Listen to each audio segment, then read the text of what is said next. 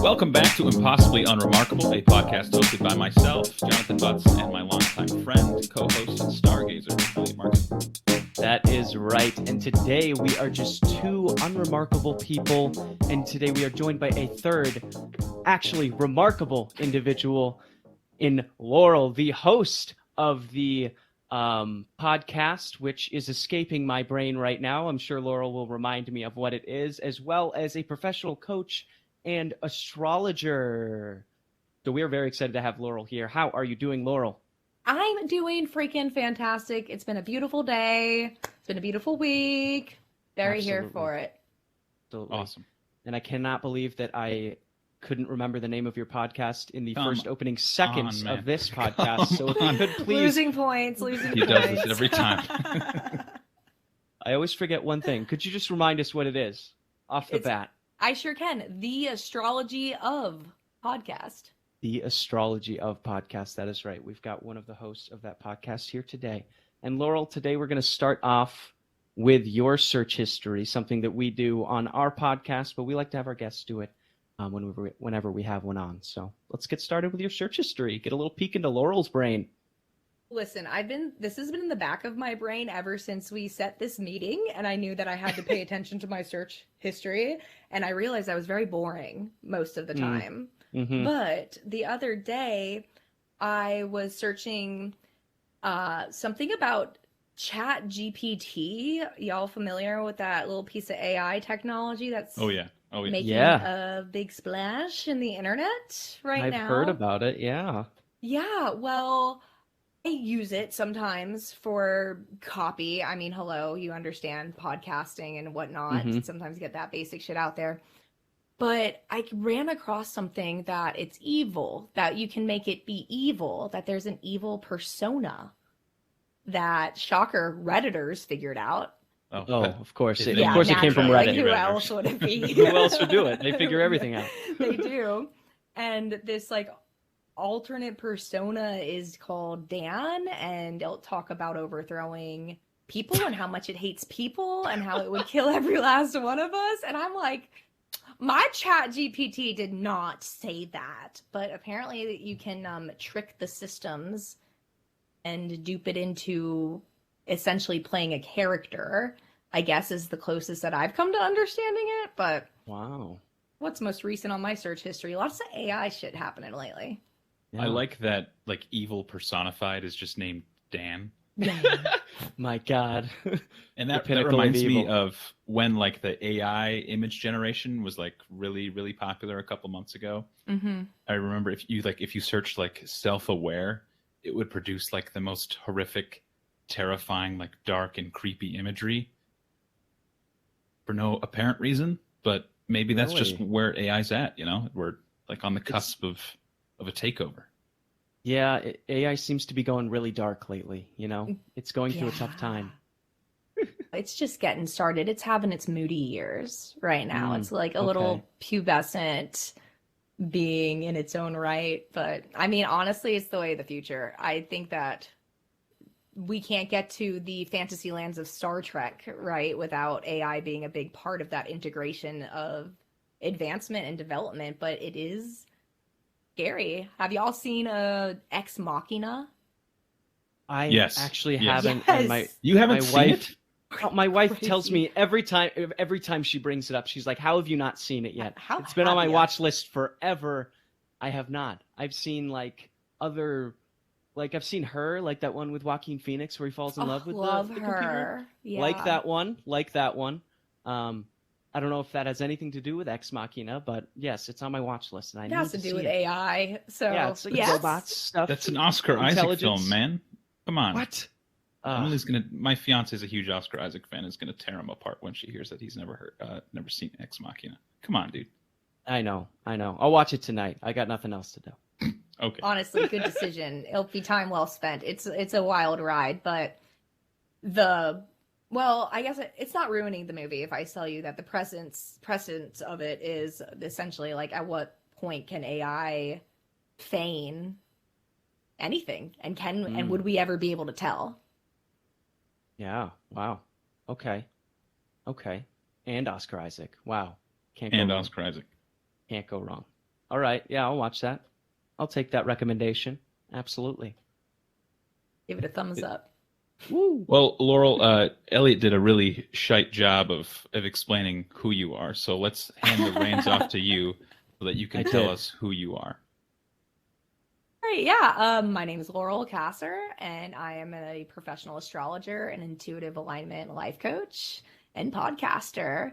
I help people kind of like break out of the cookie cutter prescriptions of what life should be so that they can align more with their inherent natural energetic patterns and dispositions, kind of like shed the layers of societal whatever and be more yourself and live a life more on your terms, you know. And the tool that I have found to help in that work is astrology, first and foremost.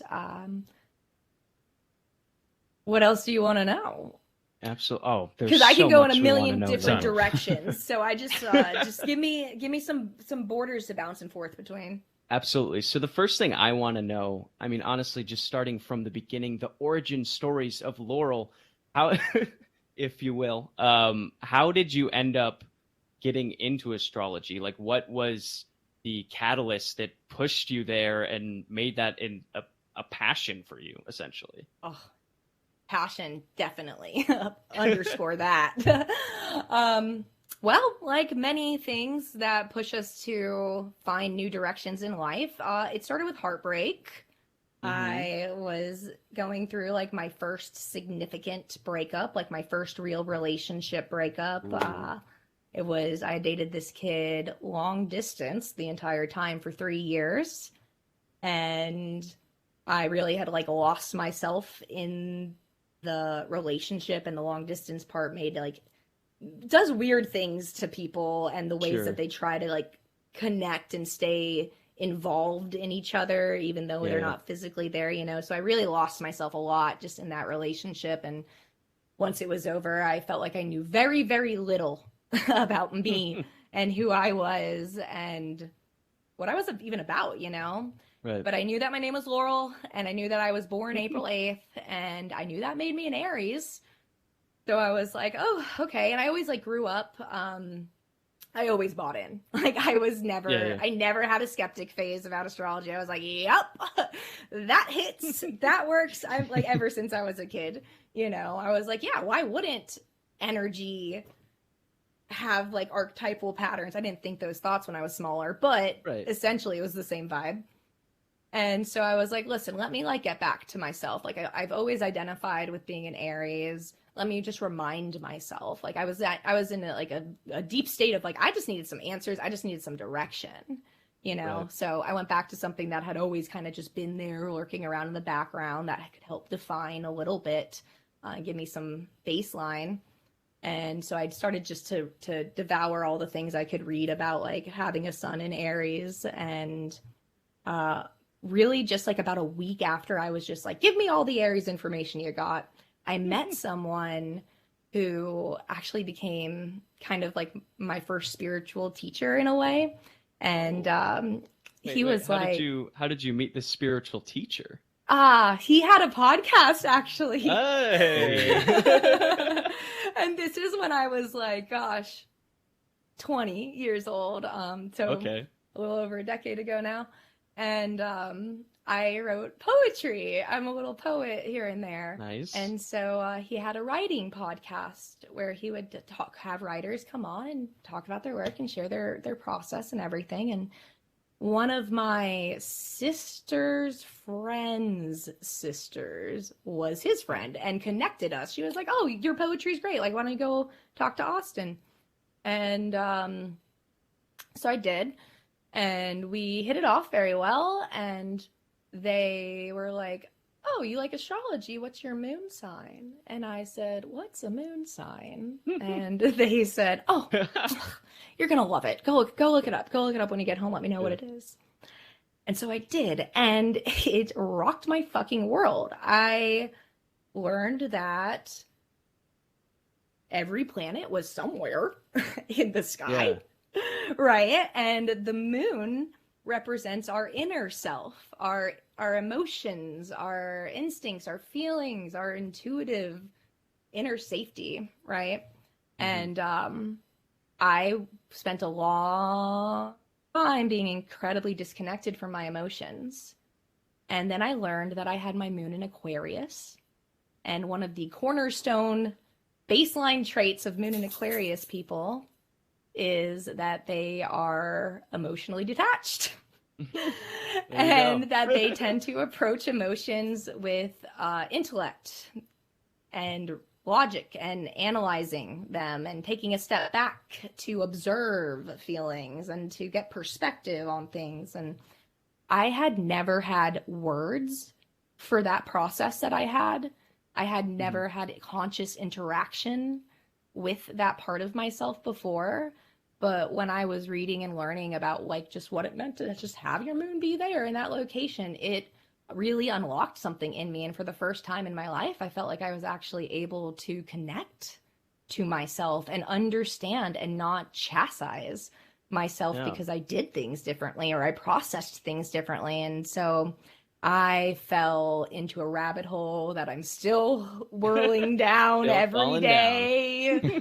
And quickly realized that, holy shit, if I could start to understand myself in such a substantially different way and have compassion for myself, I have to use this in my personal relationships. Like everyone has their own unique energy. And if I can understand them better, I can show up better.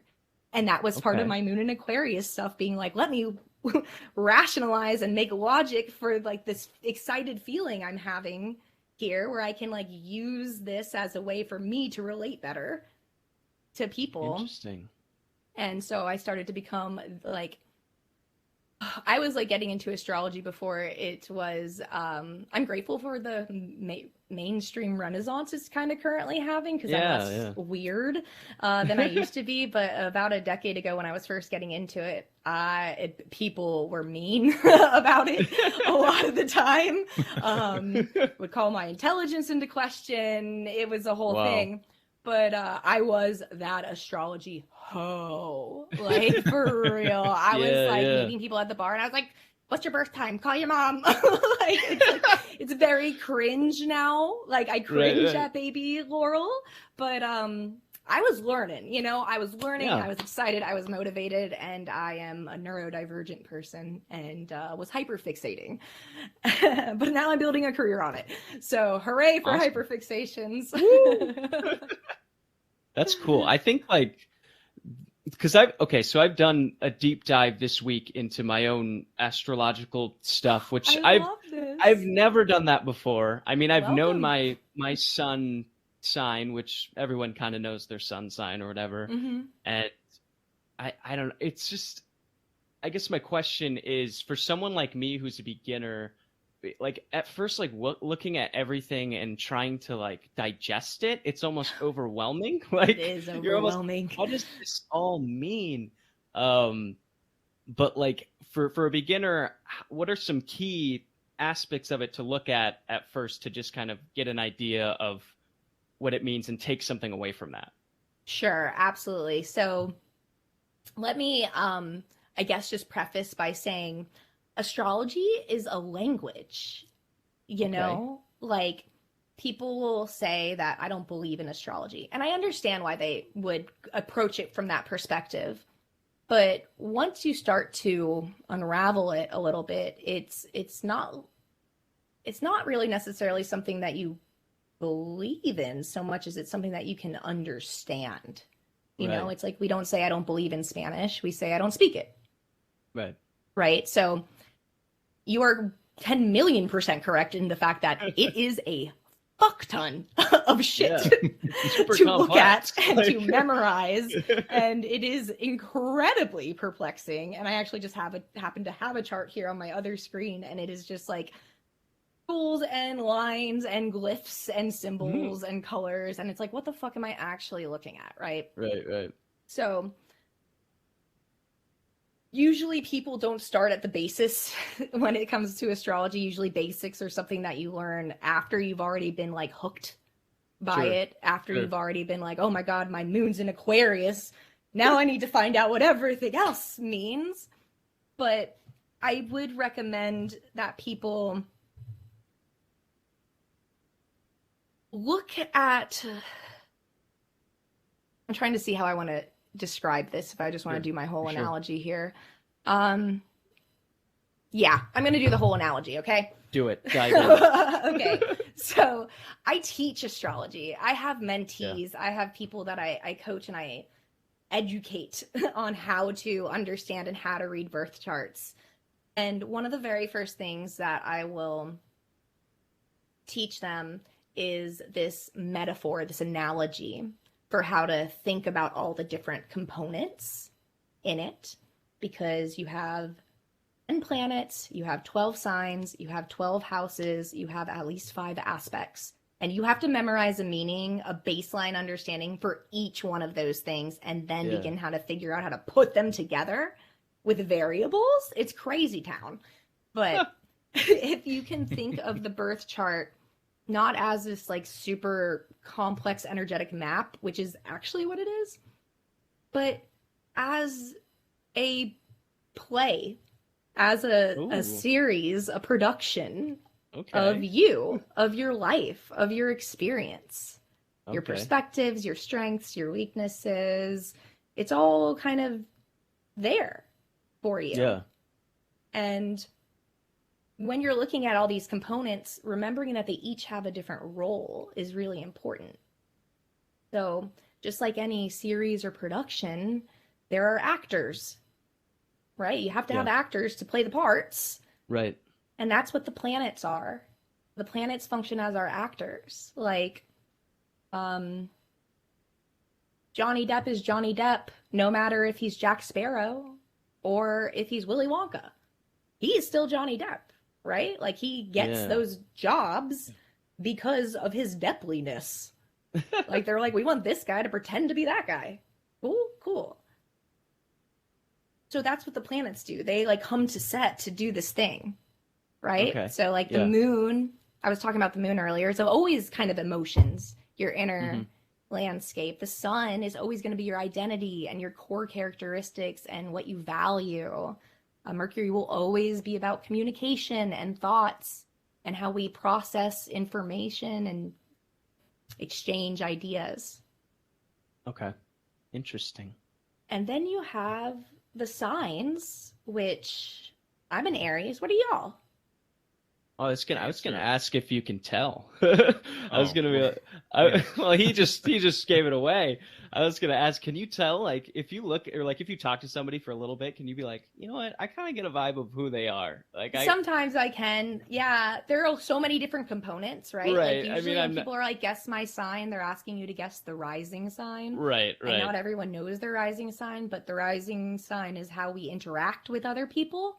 Like, it's the filter we wear, the mask that we interact with. Jonathan gives me earth sign over there, but I didn't actually hear what. Oh, you didn't hear it? I didn't hear it, actually. Y'all were both talking at the same time, so I didn't hear it. Well, that's good. So it's still a mystery. I don't think it's an earth sign, though. I could be wrong, but I'm pretty sure it's so. Listen, I could be wrong. I have a 1 in 12 shot here, and we've spoken for, what minute are we at? 19. So we're really not giving you much to work with, to be honest. Right, I'm talking most of the time right now. It's a water sign, I believe. I'm a water sign. Ooh, yeah. Are you Scorpio? No. You're not a Cancer, are you? I am, and you are. So I was listening to your guest spot with Drink O'Clock, Rob. Yeah, and you guys talked about Cancer, because also in your podcast. In the first season of your podcast, The Astrology Up, you guys are kind of profiling serial killers and like tying in, their astrological signs. You talked about Cancer signs being like a super, super common sign for serial killers. It is crazy. There's a lot. And the thing that bummed me out, so as soon as I heard that, I like Googled like famous Cancer serial killers. None of the good ones. None like the none of the good ones. Well, no, like, there's a good like Dahmer or Gacy or Richard Ramirez. No, like, it's like people I've never heard of. But they're like they're like the B tier. You're tier 2. Listen, we just dropped our episodes on O.J. Simpson. He's a Cancer. Oh, So, hell yeah. Hey, hooray. he was really good at football, so you have that. Yeah, until he turned into a murderer. I'm just kidding. Okay. I should just tell you my sign. I should just tell you. You give Because- me a little more air or fire energy. I don't know. Yeah, I didn't memorize which ones That's or which okay. or That's elements. how I like to do it. So like this is my like weird compartmentalizing thing where I'm like, let me get Sure. the big picture. What element am I feeling? And then I'll hone Yeah. it down because if you can get a feel for an element, then you can narrow it down to 3 signs out of 12, right? So that's usually Right. how I go about it when people like to play this game, which honestly, hate this game. Oh God. I knew it was a bad idea. I knew you'd hate it. I hate it because I hate being wrong. It's a me thing. I play along. Okay. But now I'm Well- dying to know. Okay, so I am a Virgo for my sun. I am what am I? I'm a Capricorn moon, Okay. and I'm a Pisces rising. Oh, cute. Love that. That is for what I you. have learned. What does that Cool. mean? I feel like, because I've always known I'm a Virgo, and I feel like I never really I don't know, Well, it's really identified with interesting. the Virgo. Yeah, identity? you wouldn't as much actually, because if you're a Pisces rising and a Virgo sun, then that actually means that your sun, your sense of ego and identity and sense of self, is located in the part of your chart that has to do with other people. So your identity is going to reflect a little bit more of the people around you Ooh. in a certain sense, and that also traces back to the being a Pisces rising. Pisces is the most impressionable of all of the energy and very much fills the container of which it finds itself. Like the environment is big time important for Okay. Pisces rising people or just people who have a strong Pisces influence in their chart anyway. Fun fact about serial killers, because I have a lot of serial killer trivia that no one ever asked for, but I decided to learn anyway. Heck yeah. Pisces shows up a fuck ton in the heavy Ooh. hitter charts. Oh, really? Yeah. John Wayne Dahmer? Gacy, Pisces Sun, Pisces Moon, Pisces Mercury.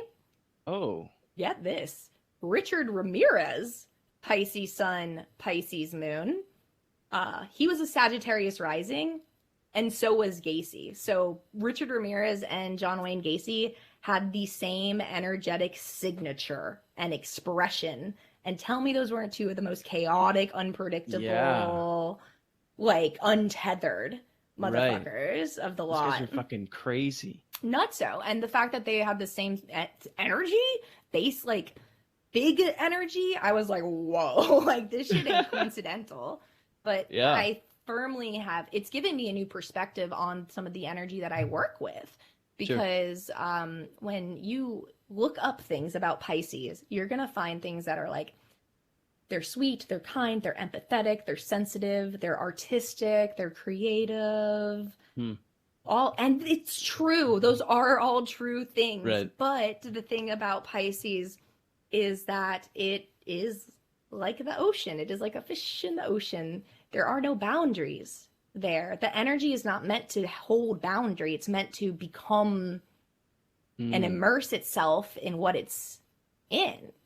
And so the analogy that I've kind of come up, not, I guess the metaphor more so, but essentially it's the idea that like, how could this sweet energy, what can be incredibly sweet energy, kind, loving, often is, in fact, result in such heinous behavior, you know? There are a lot of factors involved, but I think that a really important one is that it goes back to that idea of impressionability there. Pisces fills what it finds itself in, the containers it finds itself in. Ramirez, Gacy, all these other freaking Pisces heavy hitter guys, they had shit childhoods. They had shit upbringings. The containers that they were born into, that they filled up, were terrible to begin with. But it's like a fish doesn't know it's in toxic water. If it was born into it, it mutates to adapt to it. right? And that's one of the main cornerstones of Pisces energy that doesn't always get taken into account all the way, that it's going to adapt to its environment. So if the environment was harsh and unforgiving, that impressionable, empathetic energy gets cut off because it doesn't have any empathy. It doesn't get any to begin with to give, you know? Yeah, yeah. That's super interesting because you always think about serial killers like, oh, were they born like that? Or is it because of how they were raised, or is it both? And the way you're talking about it like that, it's evident that it's both based on like their energy and their signs and stuff like that. So that's kind of interesting. Well, I like to say too that the birth charts are tool belt. It's an energetic tool belt. It does not negate our free will whatsoever. Right. It tells us our inclinations. You know, it tells us where we might be predisposed to expend our energy or to be attracted to or to find joy or difficulty in assorted areas and topics of our lives. We might deal with them. But the energy is inherently neutral. Energy is inherently neutral. It's what we do with it that matters. It's what we choose to do with it, you know? Yeah, it's always up to us. It's why like not two Cancers are going to be exactly the same. Not two Virgos are going to be exactly the same. Even twins, like they might share the same energy and they might have a lot in common, but at a certain point, their experiences diverge from one another's, and they will choose to act differently with that same energy. Yeah, I feel like that's a good point because like a lot of reasons why I feel like a lot of people are opposed to astrology because, or at least in my experience thinking of it, I was always like, well, I don't want to fit in a box. I'm not just like one thing. Like you can't tell me who I am. Like, you know what I mean? So, I mean, I think that's a good point because it's like it just shows two people who have the same sign can be totally different people, and it's based on how they're using that energy, right? If I 100% understood that correctly, 1,000,000%. Like, okay, example, Jeffrey Dahmer and I have the same rising sign, and we're ruled by the same Venus and Taurus planet. Like that is a placement that we share. He has a bunch of Aries energy in his chart. I have the Aries energy in my chart, and I am not doing what he is doing. That's good. Let's hope not. Let's hope not. You know, like it's like, no. But when they tell his story, I'd be lying if there weren't things that I'm like, I feel that, you know, like that experience, that perception, that like urgency that he was always acting with. It's like, I relate to that. It gets really weird, especially like we've been doing serial killers for season 1, so it's been very extra weird to like be like, oh, having like sitting in that energy and interpreting it and like, because at a certain point when you're like diving into this energy, you feel bad for it. You feel like great example is are y'all familiar with Juana Barraza? I am not. No. Okay. No. Mexico's most prolific female serial killer. Okay. She was caught in 2003, I think. Whoa. Like, hello. Yeah. I didn't know we had serial killers that recent. Oh, we'd be having them, yeah, for sure. Mexico, she actually was the reason for the first ever Mexican police task force to be formed. Jeez. It's not. And on top of that, she was a lucha libre wrestler. She's quite the resume. She has quite the resume, does she not? She sounds badass, but I mean, obviously she killed people, so that's not cool. But the lucha libre thing sounds pretty sick. But you know. What were her signs? She was a Capricorn sun, Pisces moon, Capricorn rising. Damn it! Cancers can't get a single quality serial killer. And she was quality. She was quality. Yeah. You don't get a lot of good serial killers, but you do get Jodi Arias as well as OJ. So. I know Jodi Arias. Cancers are crime of passion people. Cancers are deeply crime of passion people. Yeah. But okay, so Juana Barraza, you know, she was called the old lady killer. She primarily killed elderly women.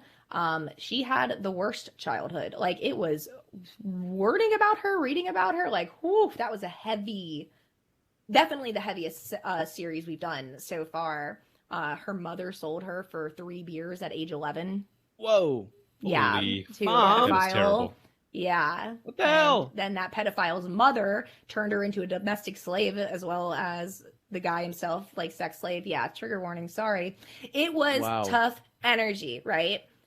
And I'm in the charts and I'm looking at it and I'm knowing that that's how it's manifesting. And it's, how do you not feel Yeah. when you can tap into their expression? Because whenever we're looking at charts, we're looking at the perspective of the native or the person, the subject. You're looking at it through their eyes, right? And so I was looking at this energy, knowing about her story, and the energy was sad, like straight up. Yeah.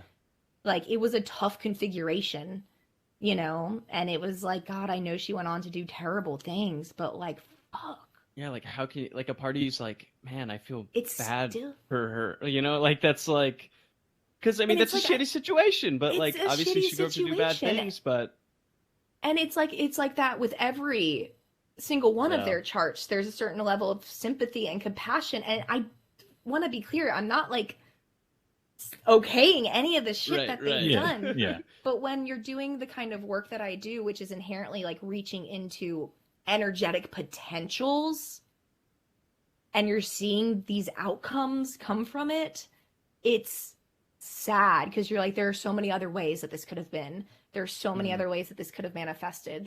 If only they had like known about their energy, you know, maybe they Yeah. could have switched some things. Maybe they wouldn't have been so just a victim of themselves in a lot of ways. I found that most of these people are truly their own victim, and then everyone else is a consequence of that in a lot of Right. ways, which like doesn't Right. obviously excuse any of it. But Mhm. at the end of the day, when I'm looking at charts, when I'm looking at astrology, I'm looking at humans, and everyone's a human, you know, no matter if Yeah. they're a monster of a human. And so there's this certain level of like compassion, I think, that can be held for energy, even when the acts themselves are absolutely abhorrent. Yeah, yeah. I want to ask more about how your podcast came about, because I think it's such a unique idea, or like I've never heard about a podcast like it. Like, I mean, you have true crime podcasts, right? But how did you come up with this idea? And I know you have a co-host, so there's somebody else involved as well. But like, how did you get to that point where you kind of merged true crime and astrology together to create this interesting concept? Yeah, it was actually a very serendipitous thing. As y'all can probably guess, I'm pretty woo-woo and spirity. Woo! But it's really started almost a year ago, last May. So there's a bunch of different spiritual practices and techniques and guidance medians that people can take on their journeys and on their paths. And there's something called the Akashic Records. Are either of y'all familiar with the Akashic Records? No. I think I heard you talk about it, but I do not know what it means. Yeah. Okay. So the Akashic Records, easy way to conceptualize it is that it's essentially a library of time and space that exists on maybe a different dimensional realm. Mm-hmm. Okay. But the idea is that like you kind of can enter this library and ask questions and essentially like learn about past lives, future lives, present life, whatever. And it's a way to connect to source and to spirit and intuition. And I was really freaking curious about it. I was like, past lives, give me some of that. So I, on a whim, typed in Akashic Record reader on Instagram search bar and just like got a list of a bunch of people and scrolled through a couple and didn't click on anyone. But then this one person showed up and I was like, oh, that's my reader right there. I just knew. And I clicked them and I read their little bio and I was like, that is my baby. Yes. Booked a session with them. They have no idea who I am at this point, right? Like I'm just a rando internet person who is booked with them. It literally took like 10 seconds before we were like with each other. And it was very much like good to see you again energy. Yeah. You know, it was Okay. very like, okay, been a while. Hey, there you are. And instant like soul connection. Right? Yeah. Totally. And I got my reading, and then we went about our separate lives for a little bit, and then I decided I wanted another one. And because I was just testing the waters, I did a half-hour reading Sure. the first time. I was like, damn, should have Dipping got the the toes hour. in. Always go for the big one, you know? Always just like go in for it. So went back, got the bigger reading, and then at the end of it, we were just like, dude, we're friends. Like, we are friends. Like, here's my number. Let's text. Like, let's go. We started doing trades where I would do astrology for them and their partner, and they would do readings for me, and it was just like very beautiful. I love a barter system. And then we were just casually texting back and forth for several months, and then one day, Dani is their name. Okay. Dani texted me and was like, do you like podcasts? And I was like, yeah, dude, I love podcasts. And she's like, do you like true crime? And I was like, love true crime. Here I was Heck thinking yeah. that she was about to just like give me an episode of something. Yeah. And she was like, Listen to this. so I have this idea. And I had this idea for years, but I never had the right astrologer to do this with. You know, she had told me how she had tried to like do an astrology podcast in the past, but things just never worked out with the other people. And I was so like on fire about the idea, because I would sit around and listen to true crime, and I'd be like, what the fuck's their chart? Do we have a birth time on this motherfucker? Like, I have to know. Or I'll like listen to something and I'll be like, oh, that motherfucker's got Taurus. He's got Taurus somewhere. And I'll like try to go back and like confirm something, you know? Yeah. And so I was already doing it on my own very casually, you know? And I was like, dude, I sit around and I do that constantly. I do it with all people. I do it with anyone, dude. And put someone in front of me and I'll be like, oh, I'm feeling this. Which is funny because I don't like to be put on the spot to do it like otherwise, right? But on your own volition, though. Yeah. And so I was like, hell yeah, I'm in. And we actually had this. It's very funny because we were like, let's do it. Let's call the podcast The Astrology of. That was also like a downloaded channeled message that Dani had. She was like, let's just call it The Astrology of, because we were like, what are we gonna do? And we decided that was good because it would be like The Astrology of OJ Simpson, you know. It's just like we get to play with the titles a little bit. And that we would have it be like we would do make it seasons, and every season we would have a different topic. And then as we were like starting this podcast, and it's like such a journey, like, right? Like, oh my gosh, it takes its own life form, you know? Oh, for sure. It's crazy. And then we were like, no, let's just do true crime. Like, it's a hot topic. Everyone loves true crime. And in my mind, I'm like, the Venn diagram for Astro Hoes and true crime addicts is a freaking circle. Because there is just so much overlay. It's like if you're into like morbid stuff, you're probably also interested in fringe stuff. You know, like there's a very natural progression there. Like there's my Mothman pillow, like in the back. You know what I mean? I was wondering like, what the glowing eyes were in the back. Don't mind the glowing eyes. Yeah, so it's Mothman. It's baby Mothman. But yeah, so we went with true crime and kind of forgot about our other idea for a little while of having like different seasons and different topics and stuff. And then we had a really massive breakthrough like a few weeks ago, and we were like, true crime is out. We are done with killers. Like, we realized it wasn't sustainable. Like, we've been producing a lot, 6 episodes a month, and I do the editing and posting and producing and all that kind of stuff. So it's been a lot, and I've been thrilled to do it. Don't get me wrong. I've loved every moment of it, but I was like, okay, let's think about sustainability. This was a great out the gate push, getting a bingeable little series. I think we'll round out season 1 with 24 episodes. You guys pump out a lot of content so fast. Yeah, it's crazy. Yeah, like we launched on December 18th, and our 24th episode will launch next Wednesday. So yeah, Wow. it's been a lot. I've been a Wow. machine. It's been your full-time We've been- job. We've been a machine. Yeah, on top of my full-time job. Yeah. Right? Oh, I've been living and breathing it. But I was like, okay, we got to talk about sustainability because I can't keep producing like this. And Dani was Yeah, like, I know you can't. Like, she was like, I was just waiting to see when you would come, like, when you would realize that. But, you know, I wanted you to do your thing. And I was like, you good. I'm glad you let me do that. Like, Right, let me right. pump out Yeah, this freaking season. But we're going to be shifting our model. And that was really a lot of what our breakthrough was about, like how we're going to be doing our structure. And we decided that we would enter into season 2 with a new topic that we can like always come back to killers, because there are some that we didn't get to. Like, we didn't get to Richard Ramirez, we didn't get to Bundy. Like, I really want to do that. I want to do Eileen Warnos, like, hello. But they can always be bonus contents eventually down the road.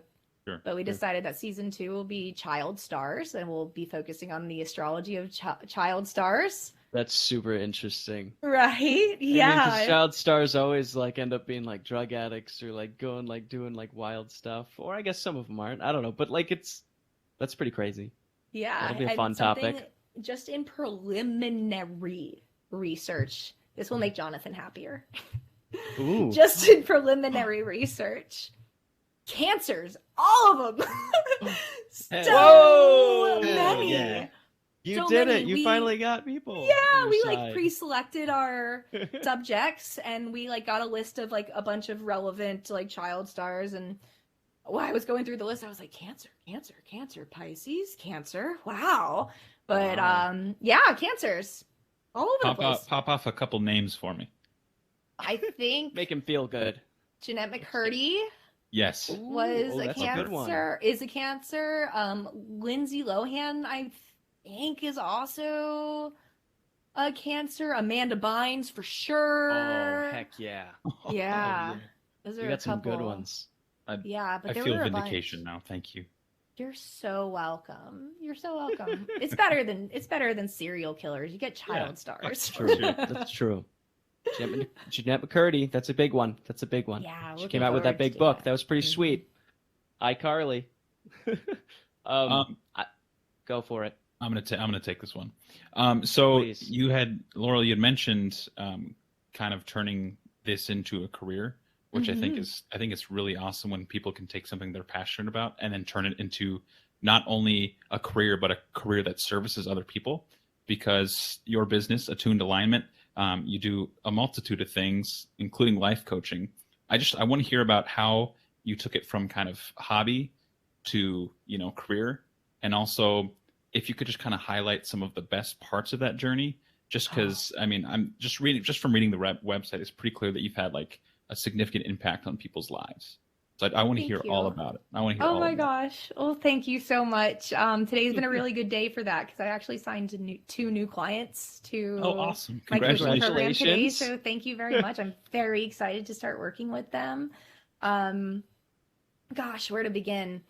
So I guess it kind of traces back to like when I first got interested in astrology, and I was like, I can fucking help people. I can understand people. I can understand energy without my own bias, because that's really part of being an astrologer, is that you really have to go in open and compassionate to understand the perspective of the person who you're working with and whose energy you are privileged to be trusted with, Yeah. And so I always felt like I could help people with it. And I was a bartender for like over a decade, basically. Well, I was in service industry for over a decade. I was a bartender for a few years. And I was always like the advice person, I was always holding space. Even when I didn't even know how to, it was just always something I kind of gravitated towards. And then I guess the real juicy parts of the journey began with another heartbreak. I'm really good at transforming my whole life once I have those. Wow. But I could do with a few less maybe coming up. Yeah. But I had an unexpected breakup. Like, the relationship went from kind of honeymoon phase to instant suddenly we were broken up, and it was like, what the fuck happened? wow. It happened very quickly, and I really loved this person, and so I was like very devastated. But I did not like lose myself in that person the way I had the previous renditions Right. there. But I definitely realized that I was like, okay, I need to come back home to me. Like, what do I fucking want? I can't keep putting all this pressure on other people to fulfill my life for me, to like fulfill my purpose for me, to attach myself into, because I have a real, and it shows up in my chart actually. It's and Elliot and I have this together because your sun is in the 7th house and my sun is in the 7th house. So this idea of our identities being really deeply rooted in our relationships is like a really big deal. I'm sure that breakups have done quite a turnaround on you. I do feel that. I do feel that. Yes. Yeah, it's like it hits. Yes. It hits hard. It's like after a breakup, you might become somebody totally new, but is somehow also the you've always been, but maybe more newer. Yeah. I definitely get that. I feel like 7th house, baby. Yeah. I remember when I was like 18, and there was a time where I definitely went through a formidable situation. Yeah, I can feel that. Yeah. Went through a whole like, who am I? What is life phase? You know what I mean? For sure. Yeah. Breakups will do that. Relationships will both give us those answers and take them from us and force us to find them within ourselves. It's what happens when your sense of self is rooted in the idea of other people, whether you like it or not. Makes you a really great friend, though. Yay! There you go. Yay! But anyway, I was going through one of those again, and I was like, God damn it. I gotta get this right, dude. I gotta like really figure out some stuff and take some like serious different kinds of accountability for myself than I had ever been taking before. And I went through like a dark night of the soul kind of moment and really like coached myself through that process. And I won't go into the nitty-gritty depths of that, but it was really intense and formative in a lot of ways. And once I got to the other side of it, I kind of had this little program. And I was like, wait a second. Astrology helped me help people before, and now I'm kind of having a similar moment, ripple in time, with slightly different characters and themes happen again, where I've suddenly come into something that I can use to help people too. And I started to wonder if like what had worked for me in my process of kind of coaching myself to be in more alignment with myself, with my own energy, if that could help other people. And I was like, I could do this. I can, you know, I had dreams of being an astrologer. Like, it was my dream. I was like, if I could just be a professional astrologer and just do what I love. Oh my gosh, what a world that would be. And now you're doing it. Now I'm freaking doing it. You're living the dream. It's crazy. Yeah. Sometimes I stop and I'm like, holy shit, it doesn't look like a lot. It looks like a one-bedroom apartment right now, but I am doing it. You know, like it is happening. We're in those, even if just the seedling stages of it. But yeah, so I went on that journey, and then I kind of just said, if I don't try this, if I don't try to make this happen, if I don't try to fulfill myself and not put it on other people to be all the things that I need, you know, if I can find this within myself, then I have to. Like, I have to. It was kind of like it was a non-option. It was like I coached myself through. And I didn't even know that's what I was doing at the time. I was just like getting by, dude. I was just surviving, you know, and it was the weirdest part is it happened so fast. It was like, I know I probably made this sound like it was this long drawn out thing. It was 2 weeks. It was like 2 weeks of being in the dark night of the soul and like working myself through it hardcore.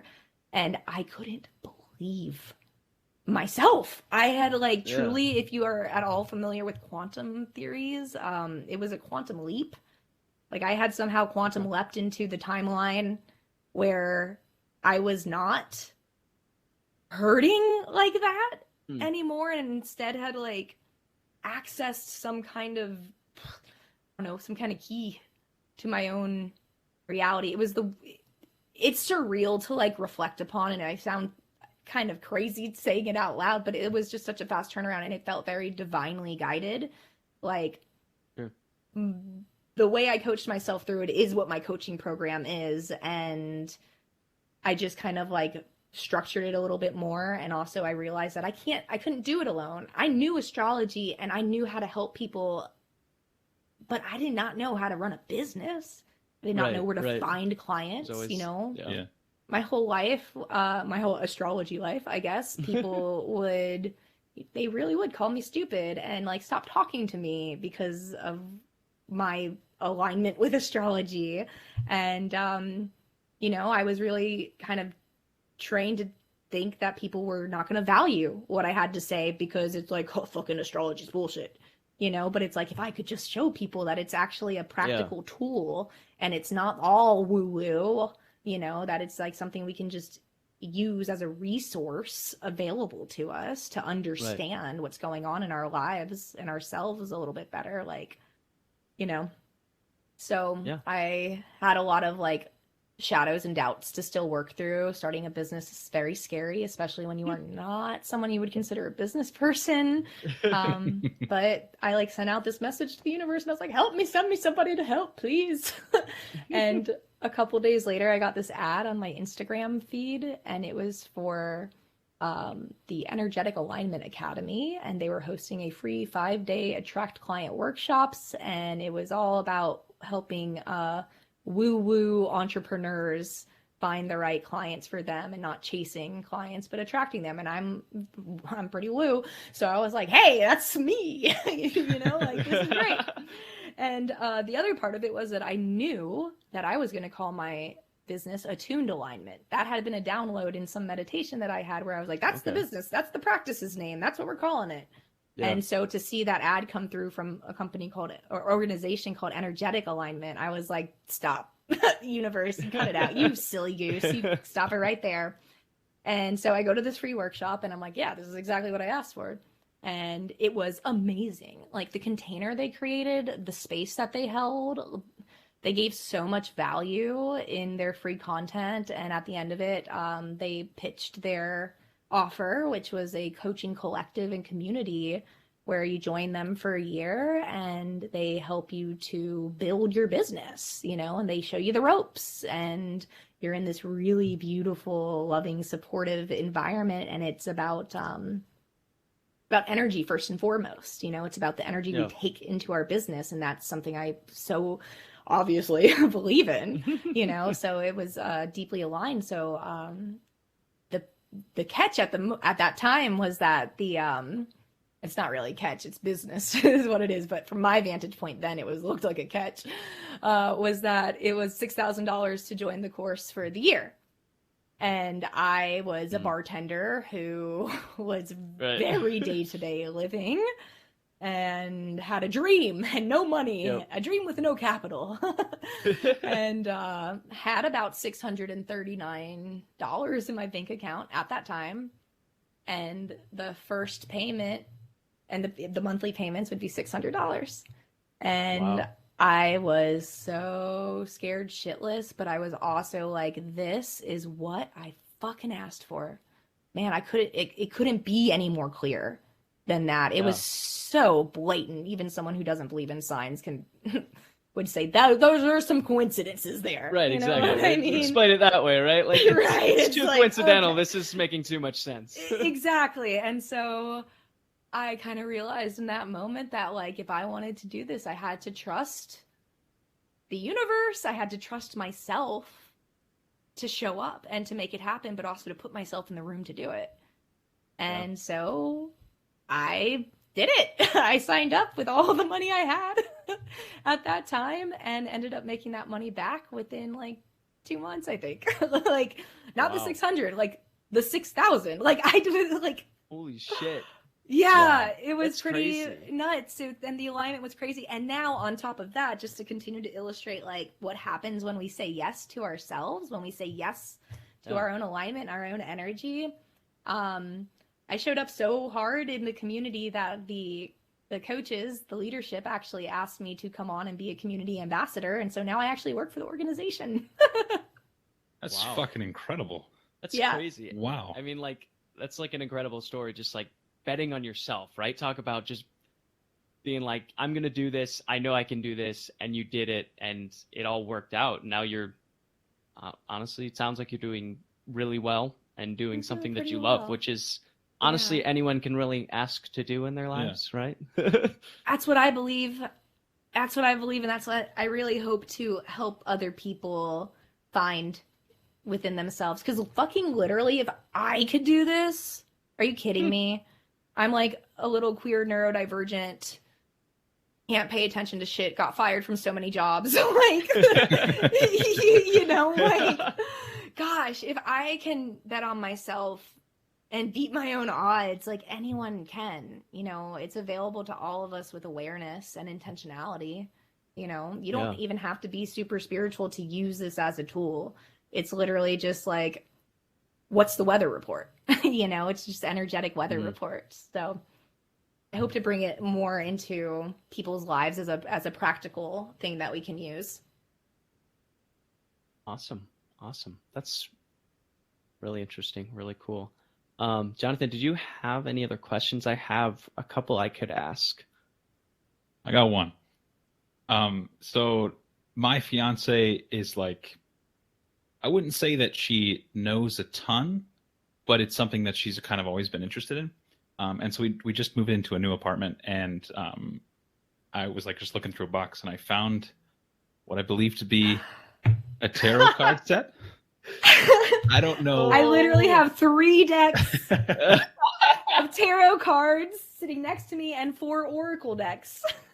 I don't know anything about it. If you could give me the spark notes, if you will, of how you interact with tarot, how you use it in your work, that would be great, because all I really know is from like TV and media, and it's like someone flips over a card and it's like, you're gonna fucking die tomorrow, you know, like the very... I'm happy to announce that none of my tarot clients have ever died after getting the death card. Awesome. Thank God. That stereotype has already been erased. Oh, we love it. The death card is more about transformation than anything else. The ending of cycles into the emergence of what's to come next, when it's time to let go.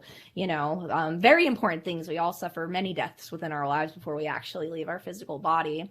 But spark notes on the tarot. So the tarot is a set of 78 images, and there are 22 major arcana cards. And those are cards like the Magician, the Hierophant, the World. And they kind of tell this story progression of major themes, major archetypes, major experiences and junctures in your life. And it starts as a progression. It starts at 0 with the Fool, who is just beginning out, carefree, doesn't know what to expect, just like la la la, about to walk off a cliff. If you see the card, it's the person just kind of like about to go off a cliff there, and they're just beginning their journey. And by the end of the major arcana 22 card journey, you've reached the World card, which is supposed to be the same energy that began that journey in its full encompassment. You know, it's completed its circuit of whatever that journey is. And then you have the pip cards, and those are like the 5 of Swords, Ace of Cups, 7 of Wands, 10 of Pentacles.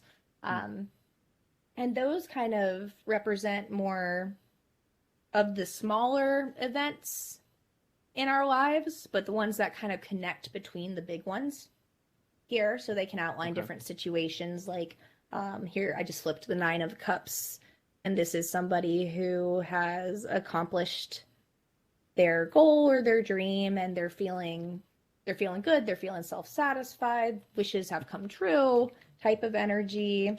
Now I'm only a 7 of Cups is someone who's kind of maybe dreaming, or you might have a lot of options in front of you where you have to pick between things, decide like what is the thing that feels the most real or true to you. So they outline different kind of smaller in between kind of situations there. And then there are the royal cards, and they kind of represent the coming to completion of the different suits. And there is Page Knight, Queen and King in there. But the way that I like to use tarot, and that's one of the beautiful things about so many intuitive tools is that they're intuitive, right? It's like what feels good to you, what feels right to you, how are you going to interpret and channel the messages? And all the cards do have base meanings that you want to learn, kind of the same way with astrology. Like you got to learn what the moon means if you want to talk about the moon, kind of stuff. But I really like to read intuitively, so I look at the imagery a lot. I see what the imagery is telling me and combine that with some of the baseline knowledge there to help us tell a story and to get a different perspective on a situation. And I think ultimately that's how so many of these spiritual or woo tools can be used in practical ways. It's just another way to look at something. You know, tarot is unbiased. It's just going to lay it out there, you know, and whether it is like what you think it is or not is kind of less important than if it gave you an alternate way to view something. Interesting. You know, getting a different perspective on it. I also think it's really important to note that when you're reading tarot cards, it is, especially when you're asking like what's coming next or any kind of future oriented stuff, it's based on the current energy trajectories.